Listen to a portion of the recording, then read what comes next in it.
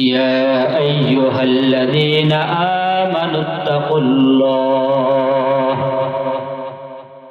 আল্লাহ রব্বুল আলামিন কোরআনের মধ্যে আল্লাহ তাআলা বলে দেন ইয়া আইয়ুহাল্লাযীনা আমানুত্তাকুল্লাহ আল্লাহ রব্বুল আলামিন বলেন যারা তোমরা ঈমান নিয়ে এসেছো আল্লাহ তাআলাকে তোমরা ভয় করো আল্লাহ তাআলাকে যদি আমরা মানতাম রব বলে আল্লাহ তাআলা যেমন শক্তিশালী আল্লাহর আযাবও তেমন বড় আল্লাহ রাব্বুল আমিন ভয় যেমন আমাদেরকে বলেছেন মুমিন আল্লাহকে তোমরা ভয় করো এই আল্লাহ তাআলাকে ভয় করতে বলেছেন আল্লাহ তাআলা কেমন ভয় আল্লাহ রাব্বুল আমিন বলেন হে বান্দা তোমরা আল্লাহকে ভয় করো আল্লাহ রাব্বুল আমিন ঈমানদারদেরকে লক্ষ্য করে বলেন ইয়া আইয়ুহাল্লাযীনা আমানুত্তাকুল্লাহ আল্লাহ রাব্বুল আমিন বলেন তোমরা যারা ঈমান নিয়ে এসেছো রব যাকে তোমরা স্বীকৃতি দিয়েছো যাকে তোমরা রব বলে স্বীকার করো সে আল্লাহ তাআলাকে তোমরা ভয় করো ভয় করার মতো করতে হবে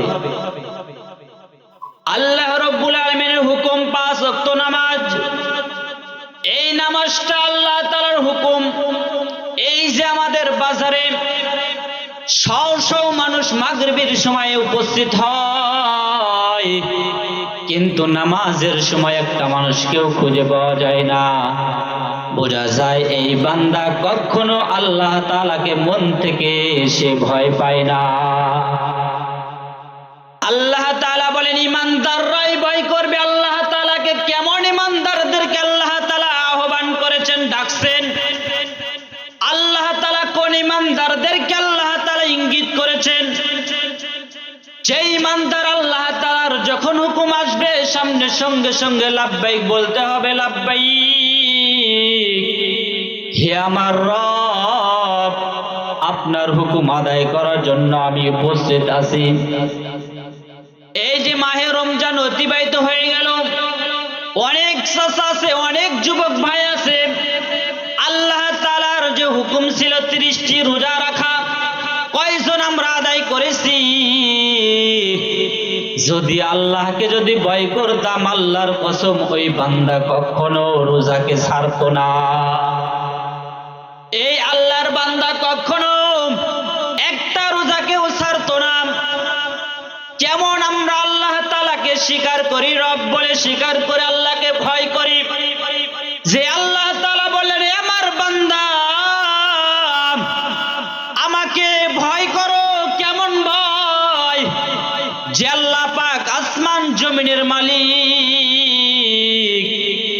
যে আল্লাহ এত বড় একটা আসমান ঝুলন্ত অবস্থায় রেখে দিল খুঁটিবিহীন সামান্য একটি এই যে আমরা আয়োজন করছি কতটি খুঁটি আর এমন আল্লাহ তাআলা যে আমার আল্লাহ এত বড় আসমানকে আল্লাহ তাআলা বানাইলেন ঝুলন্ত অবস্থায় রেখে দিয়েছেন খুঁটিবিহীন সে আল্লাহ তাআলা কেমন কুদরত আলাম সে আল্লাহ তাআলা কেমন শক্তিশালী সে আল্লাহকে চিনতে হবে রে বাবা আল্লাহকে যদি আমরা চিনতে পারি আল্লাহর কসম আপনার দ্বারা আল্লাহর হুকুমকে অমান্য করা অসম্ভব আল্লাহর হুকুমকে না আদায় করে তুমি চলে যাবা গান বাজনার দিকে এটাও অসম্ভব ওই বান্দার দ্বারা কিন্তু আমরা আল্লাহকে ভয় করা শিখতে পারলাম না ভয় করা শিখলাম না ভয় কাকে বলে দুনিয়ার হাইসিয়তে যদি কোনো ব্যক্তি কাউকে যদি মেরে ফেলে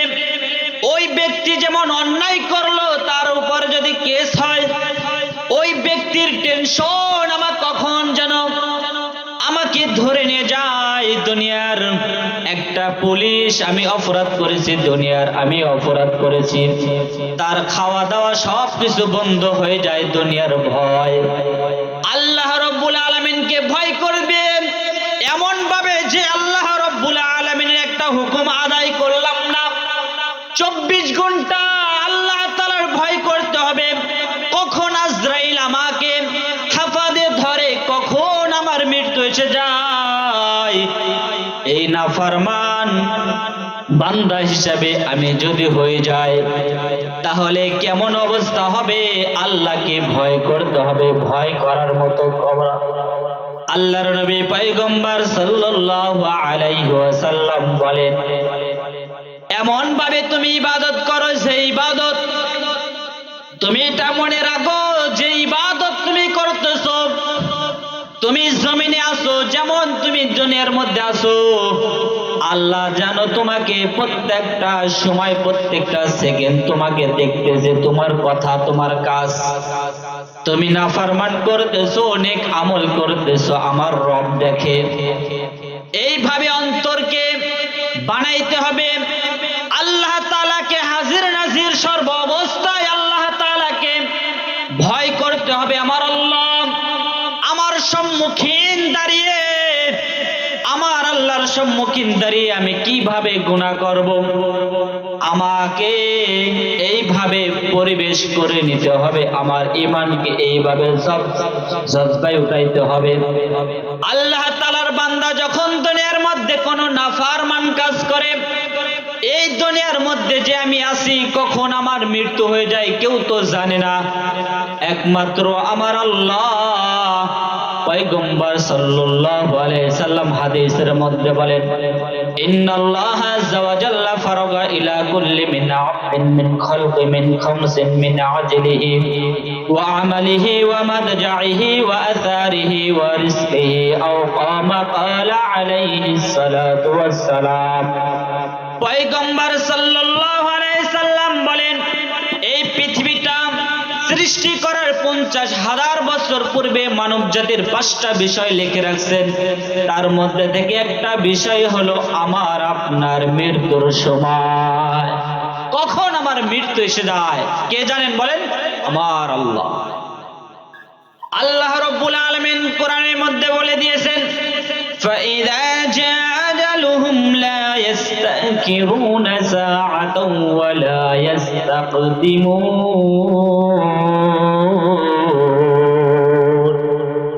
আল্লাহ রাব্বুল আলামিন কোরআনের মধ্যে বলেন, মানব জাতিদেরকে সমস্ত প্রাণীর দিক থেকে আল্লাহ তাআলা ইঙ্গিত করে বলেন, 1 সেকেন্ড আগেও কারো মৃত্যু হবে না, 1 সেকেন্ড পরেও কারো মৃত্যু হবে না। মৃত্যুর সময় আল্লাহ তাআলা আগে নির্দিষ্ট করে রাখছেন। কখন কার মৃত্যু এসে যায় কেউ জানে না, কেউ জানে না, শুধুমাত্র আমার আল্লাহ জানেন। আল্লাহ তাআলা হাজির নাজির করে যখন আপনি আমল করবেন, যে কোনো আমল করবেন, যখন গুনাহ করতে চাইবেন, আল্লাহ তাআলাকে হাজির নাজির জানবেন। আমি যতই গুপ্ত করে যতই গোপনে গুনাহ করি না কেন, আমার রব দেখেন, আমার রব সব কিছু জানেন। এইভাবে যে কোনো আমল যদি আপনি করতে পারেন, অবশ্যই তাকওয়া ওয়ালা বান্দা হবেন।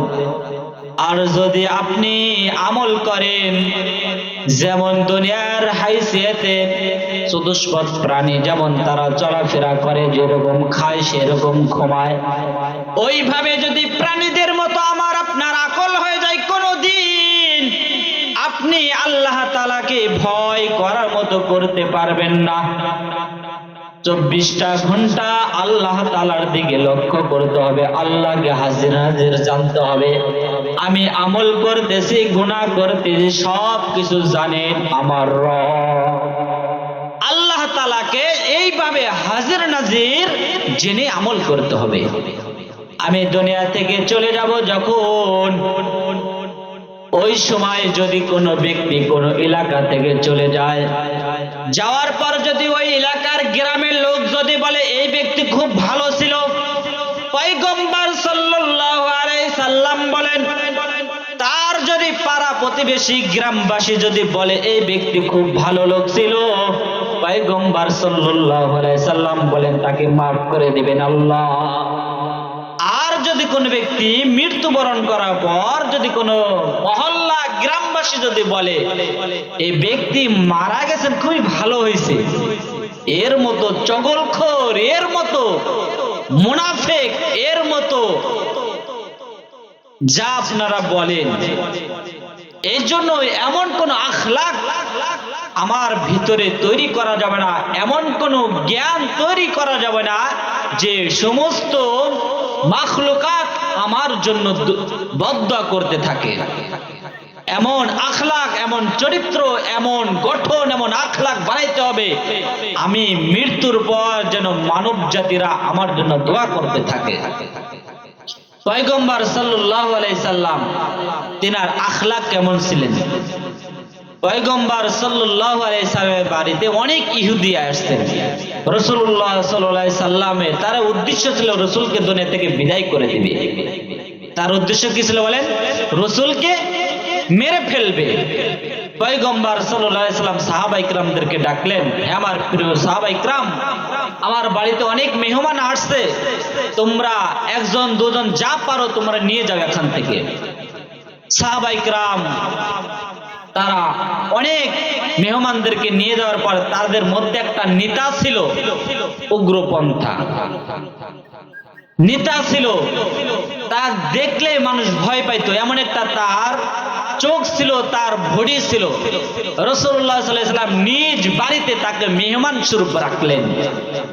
রাখার পর রাসূলুল্লাহ সাল্লাল্লাহু আলাইহি সাল্লাম রাত্রে খানা দিচ্ছেন, বিবিদেরকে বলতেছেন, হে আমার প্রিয় বিবিরা, আমার বাড়িতে তো মেহমান আসছে, এই মেহমানকে খাওয়ায়া তারপরে আমরা তাদের সাথে যা বাঁচবে তারপরে আমরা খানা খাবো।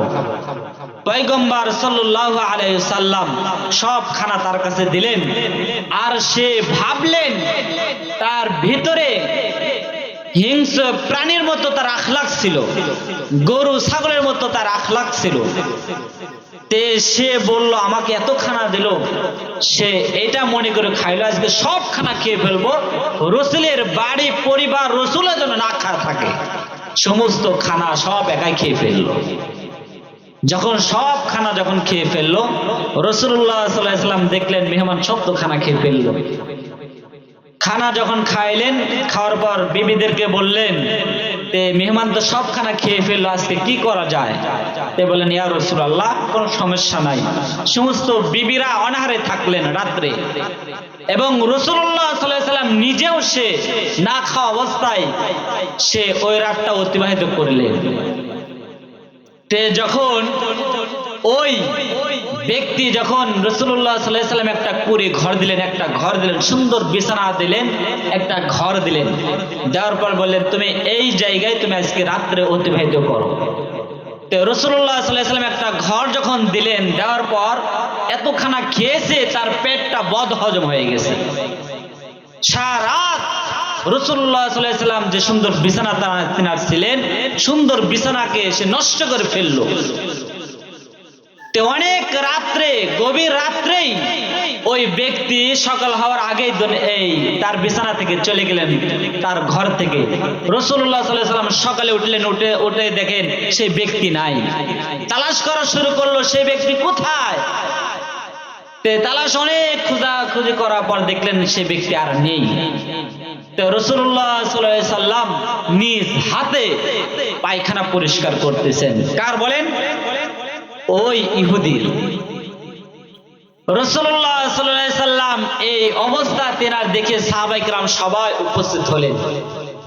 হওয়ার পর বলতেছেন, ইয়া রাসূলুল্লাহ, আপনি শুধু হা বলেন, এই ব্যক্তিকে দুনিয়া থেকে আমরা বিদায় করে দেই।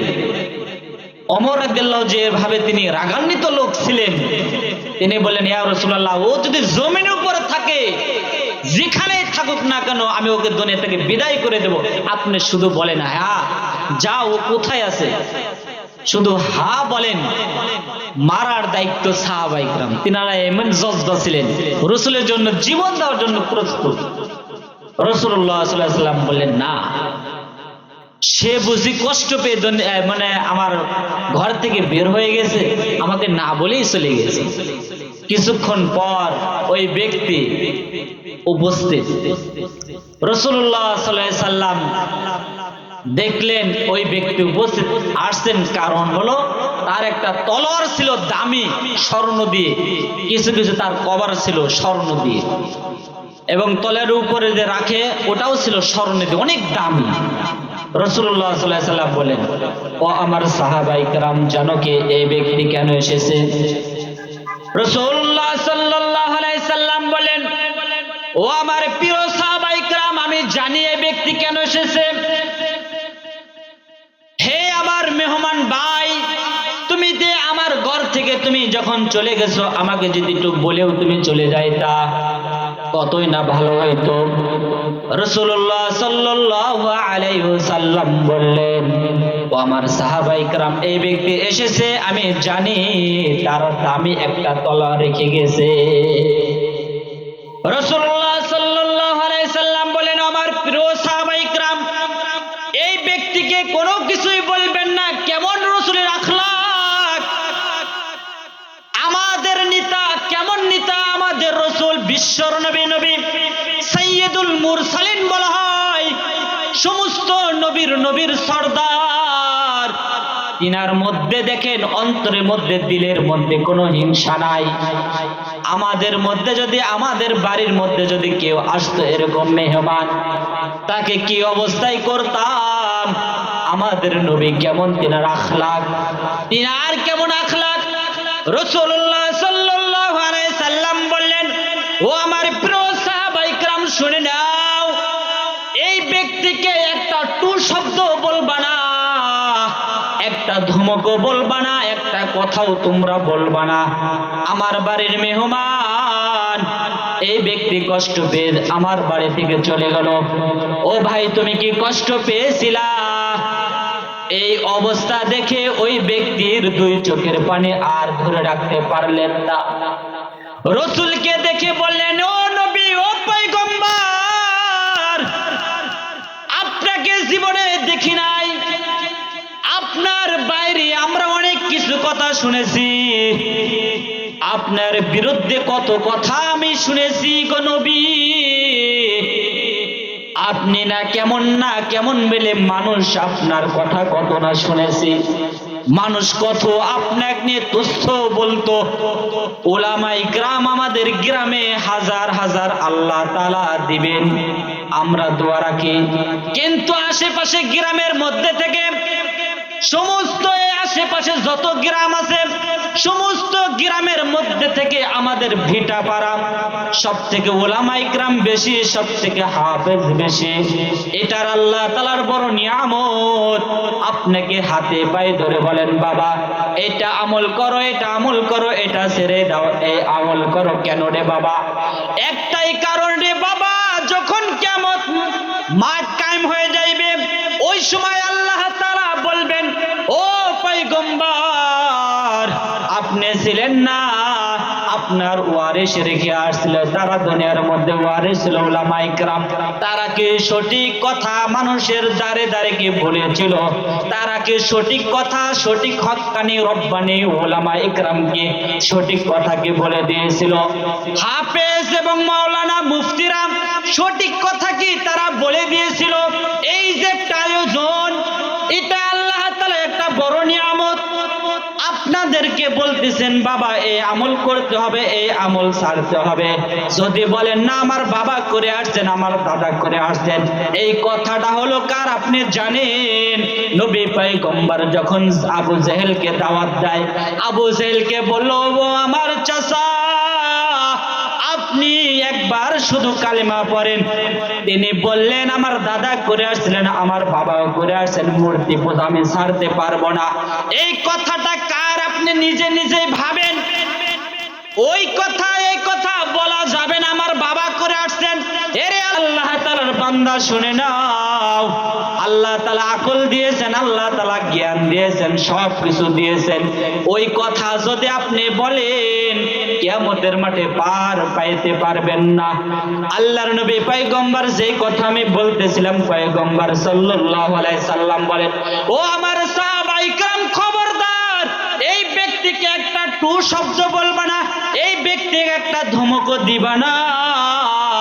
আমার বাড়ির মেহমান সে যেন কষ্ট না পায়, কষ্ট না পায়। পয়গম্বর সাল্লাল্লাহু আলাইহি সাল্লাম সাহাবায়ে কেরামকে ডাকলেন, ও আমার সাহাবায়ে কেরাম, এই ব্যক্তি কেন এসেছে? এই যে তার বিছানার উপর একটা দামি তলোয়ার রেখে গেছেন। ও আমার প্রিয় সাহাবায়ে কিরাম, এই দামি তলোয়ারটা তাকে দিয়ে দাও, আমি জানি কেন এসেছে। ওই ব্যক্তি বলেন, ইয়া রাসূলুল্লাহ, ইয়া হাবিবাল্লাহ, আমি জানি কেন এসেছি, আমার দামি তলোয়ারের জন্য এসেছি। আপনি কথাও জানতে পারলেন। আল্লাহর নবী বললেন, তুমি এখান থেকে তাড়াতাড়ি তুমি এখান থেকে বিদায় হয়ে যাও। কেন? তুমি যে কাজটা করেছো, আমার সাহাবায়ে কিরাম তোমাকে এখান থেকে ছাড় দিতে পারবে না, তোমাকে এখান থেকে জীবিত ছাড়তে পারবে না।